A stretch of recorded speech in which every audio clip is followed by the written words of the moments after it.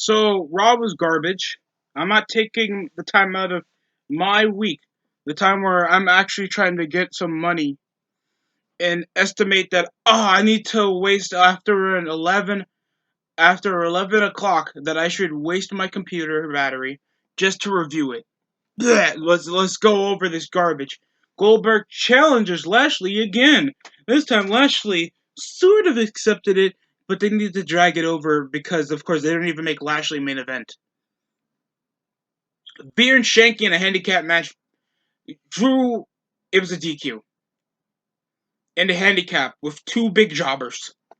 After they were that emphasized being Hindi wrestlers, they're jobbers. It came over with McIntyre waltzing over with the sword, trying to sell over McIntyre as being a madman. It's like, you think I was gonna attack him with a sword? Trying to make him act sane. It's like he still acts nonchalant while holding a weapon with a heritage is known as being giant badass warriors, and he's not acting over the top with it. I don't like it. Let him go over the top. Let him chase down these guys to the parking lot to reach their car. He's supposed to be a Scottish warrior. He just is a Scottish wrestler. He's boring. I don't like McIntyre's direction, especially if it's not emotionally getting me invested. When Veer and Shanky are already jobbers, and Jinder's still Ben Hetley mid-carders, even though these are two former WWE champions. These are two former WWE champions, and they're jobbed over to shit. Where it had Jinder being like, he's a madman. He's crazy. I gotta get out of here. It's not cool. They're trying to undervalue the factor of not making McIntyre look strong, or the two bodyguards at least look like they can hold their own against a former world champion. Make both of them look like jobbers. It's just bad. It's a bad opener. Then they had Rhea Ripley against Nia Jax. There was a big boot. Rhea Ripley was overwhelmingly overpowering Nia. There was a missile dropkick. It ends over on a DQ with. It ends over off a roll up. After an argument with Baszler, and Nia ends with a riptide on Nia, and it seems like everything's broken up with Nia Jax. So I don't know where this is transitioning to, bro. I am never invested. Like, this was ratings killers, with always seeing Naomi and Lana tag and face Lana and Nia Jax and Shayna Baszler. These people are rating killers, bro. Because you can't close the show with these women. You can't close the show with these women. Unless you have Ronda Rousey back. That's the only excuse. Because at least, like, people can say, oh, she's not the best worker, or it took her a while until she got better. Ronda Rousey is a goddamn headliner. You need people to actually get the most conversation into the show to actually get invested to see these are the last people I want to see on the show. No one gives a shit about Nikki ASH Burgers because she's just so bland. She's getting booed over on house shows, bro. Low ratings every time she closes over the show. 1.9. They're hitting 1.7s after. And they only hit that 1.9 because they had John Cena and Goldberg and Keith Lee come back. No one gave a rat's ass about how Nikki was getting the ratings. She sucks. Match was average, a breakup that didn't get me emotionally invested, and now they're having the two guys that look the same job out to the guys that are just not on that are just Bondage Ascension. Bondage Ascension just sucks. I'm sorry, man.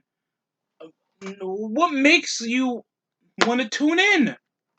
They have no identity, especially a couple months ago, where they actually had a jobber faction for Mustafa Ali trying to get him over. And then that failed, and now he's slowly transitioning over to a tag team with another guy that just moments before Just them having a one-on-one match hit a 1.4 on Raw.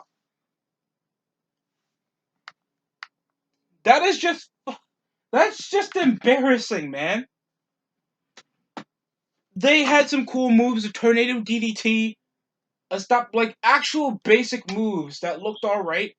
But the thing was, they barely had over an identity, especially for an NXT guy that only showed up in Saudi events and another guy that wasn't even the most compelling character in a faction.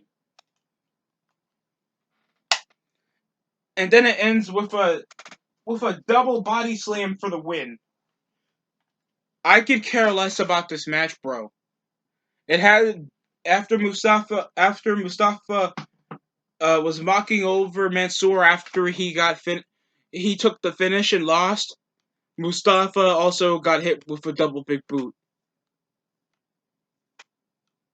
Then we had Otis' sister against Tamina. Did this have a story? No.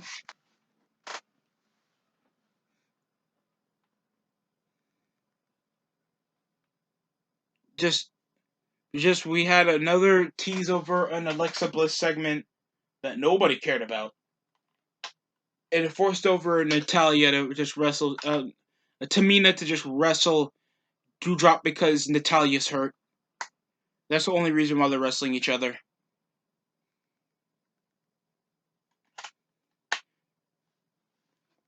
That's literally it. Doudrop lost anyway. Tamina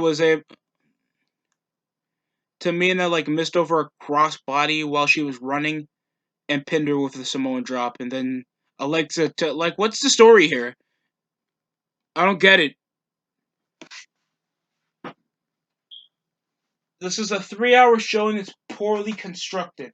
Nothing feels like you can transition over to a a convincing story and have it feel like, okay, there's a scheduled format because it's a longer show. So it's still that we still force over impromptus with mid-carders that nobody cares to see. I'm sorry, bro. I'm not seeing Damian Priest and Ricochet against John Morrison and Sheamus. It was supposed to be Damian Priest or John Morrison. I know it was supposed to be Damian Priest and Sheamus. And no, this was a Miz TV segment at first.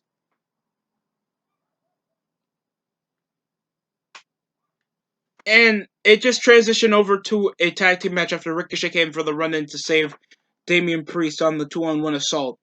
What the whole water shits that keeps not getting funny every time. A leg drop. That top rope spinning heel kick. The match was average. Just completely average. It was a forced over impromptu with two guys that are not over. And just to enforce that, I forgot that Sheamus was the United States champion. And what looked good about the United States title the first time was at least the United States Championship had an identity. It had a pop. It actually showed that it looked like it. Okay, that's the United States Championship. When you look at the current one, it just looks like the WCW one. Just there with the crest, no personality. It's a double side plate as well, so it doesn't. So you think it would pop more? It doesn't. It looks like Homelander's fucking belt. It doesn't look like something patriotic. Why not just bring back the European Championship? Because most of your champions that even held the belt didn't even come from the United States anyway. Rusev wasn't even from America. Then we had Omos versus Riddle. I didn't even know that this match happened. Aventus came over a segment after literally Riddle talked to Damian Priest before the Miz TV segment. He was like, bro, trying to get this chemistry going. I gotta do this for Orton, bro. Like, he keeps symbolizing that like Orton's dead. And it scares the shit out of me because I don't want to hear anybody dying. And I don't know if that's supposed to be referencing because you don't know Matt Riddle's character. You don't know how he's emphasizing that Riddle got, and the characters are never playing off on that. Like, why do you keep doing that? Was Orton dead or something? Is that why we haven't seen him for weeks? They're not emphasizing anything. Is he suffering from an injury? Is he gone missing? Is he hurt? Did he suffer a concussion? He's been gone for over a month. Never reference over the show. While Jimmy Uso gets away with a 4th DUI and gets a tag team belt and TV time. Makes no sense. That's some bullshit. I don't know how. Omos got stuck on a sleeper hold and got tossed like a freaking and tossed Riddle like a freaking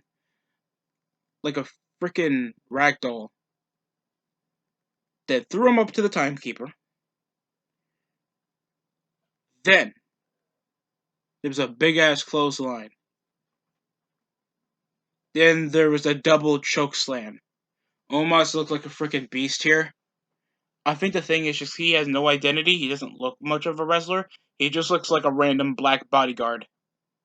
He just looks like a random black bodyguard, bro. Like there's no aesthetic to Omos that makes him feel like an anomaly. Other than we got a tall black negro pal.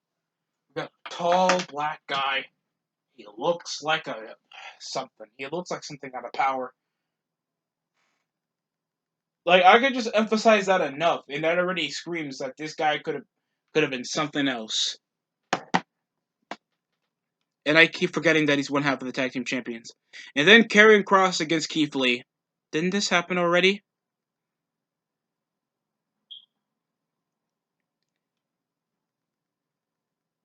This is just rematch central, bro. Like, how many people that you just fired, and probably if you even hired those guys back, you would still make these fucking rematches. Who wants to see a match with the same guy when you're trying to emphasize a goddamn feud? So Karrion Kross gets a rematch against Keith Lee after Keith Lee lost in dominating fashion, and after he got jobbed out by Lashley. So it was a slingshot crossbody from the apron from Keith Lee. He's doing some flippy shit. Kross is still dominating and battering him. We're trying to do Undertaker punches. And it was a cross-jacket submission. Then there was a spirit bomb, and of course they 50-50 book it. I'm still not getting emphasized. Yes, Keith Lee, as lack of charisma this guy has, like, I can at least understand the appeal. Because Keith Lee is... Because he could actually do physically impressive stuff, but he has no aesthetic to him. Like, whenever you look at Keith Lee, what do you look at? You look at a fat black guy wearing a jacket with a hoodie on it. He looks weird. He talks like he's trying to seduce you and talk to you. Like, at least when you looked at Jake the Snake Roberts, and I'm not talking like, oh, I was born in that era. Like, I can see clips and I can see this guy has a soothing tone that makes it feel like he can convince you, but he can, in a time, stab you in the back in the future. Like, that's what makes a heel that speaks in a monotone voice interesting. You want him to sound unpredictable. You want him to sound like somebody untrustworthy. That's the point. I don't know how that's difficult for people to understand, how you can actually make a, a non-brooding, over-the-top heel actually be taken in a serious light. But I don't get that, because he has work rate, and that's all that matters for these guys. You're trying to 50-50 book the hell out of your developmental champion, supposedly the top guy in a developmental branch, and it's getting 50-50 against the guy that held both belts. Like, they're not emphasizing that any of these guys are like top of developmental, or even bringing up their origins in general, why they came here. Why is there no vignettes for Keith Lee other than bask in his glory? Like, people know who Keith Lee is. Like, outside NXT fans or WWE fans who know who Keith Lee is. That's a weird mentality how to advertise younger talents. Usually, I think I was watching NXT. I heard when I heard Big E was getting built was getting called up. He was like, "I'm coming from Florida, coming from my athletic background, from a small town. Always wanted to be a wrestler. Always wanted to do bodybuilding. So like you get to see these guys' ambition, their origin, what makes them interesting, and what would make them want to be a wrestler. You don't see that. Karrion Cross would be on some retarded shit. Like I saw the demons come around. He would just do a more aggressive, like angry sex Aleister Black promo. That's Karrion Cross. And then we have, of course, the main event. That's Nikki A.S. Stop making these women main event, please. Who asked for this? There's no semblance of overness other than trying to make her like a female John Cena with no charisma. She sucks. Point blank and simple. People tolerate it now because that's the extent of the bare minimum they're getting over on TV. Nikki Cross doesn't have a catchphrase. Her superhero thing does not work for her. And it's just worse too because she doesn't develop much of being a superhero. She doesn't interact with most of the women's roster to actually display over being a superhero. She's just there to make a wish promos. It's fucking annoying. Nothing about her just aesthetically just screams anything interesting. Then we had a no holds barred match for another match, even though these women are gonna wrestle over on pay per view. Why can't you just have Nikki Ash just wrestle around the rest of the women's division to actually display more of her character, other than just having her wrestle a woman that they're obviously gonna 50-50 book to hell. They don't even develop her like, oh my god, I'm the women's champion. This was my first loss after I just won the belt.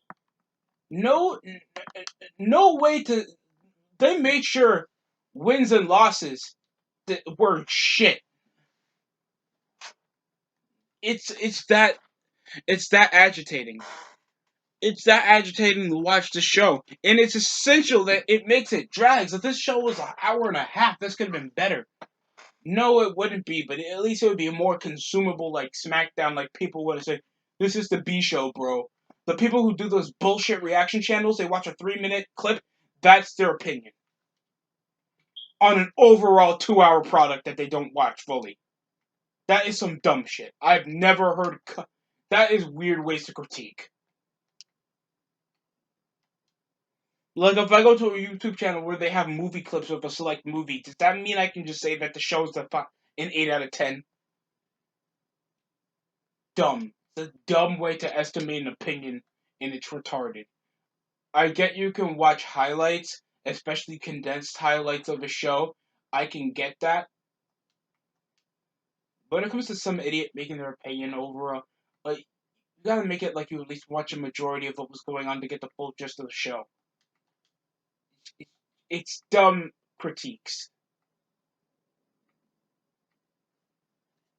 But there was a power bomb on the commentary table, a launch on another table on the outside.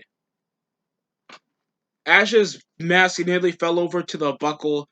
She looked like some ugly ass stork. She just she just looks like some ugly ass extra from that superhero movie back in the late 2000s. It was a crossbody that never got a pop. A figure eight. Nikki Ash won with an elevated twisting neck breaker. That was it. Match was awfully average. Not to close a show.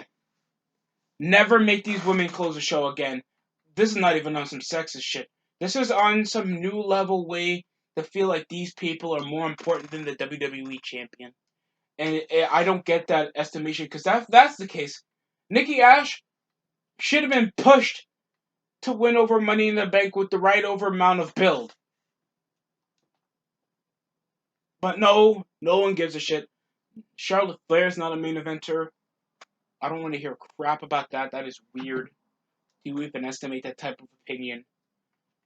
And you're only gonna appoint it not by how she's been successfully for the company. You're gonna estimate that over her matches, and that's the dumbest way to go with how a person should be the last person you should see on the screen to make you feel like you need to watch next week's show.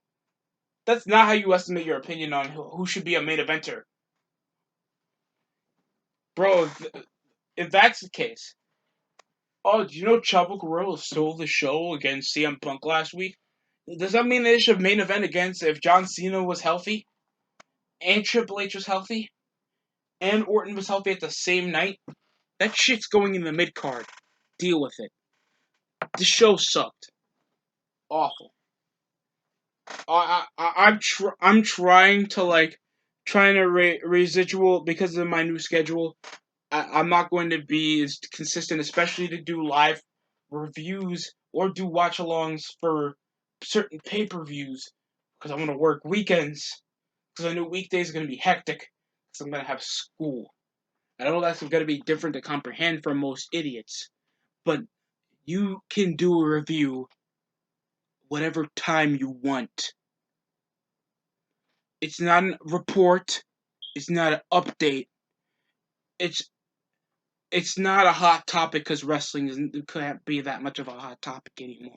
I can do reviews whatever I want. And there'll be a Lana Sucks video probably the next time I record.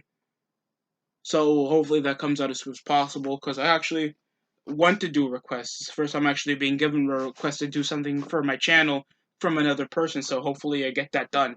Thanks for watching. That's it for me.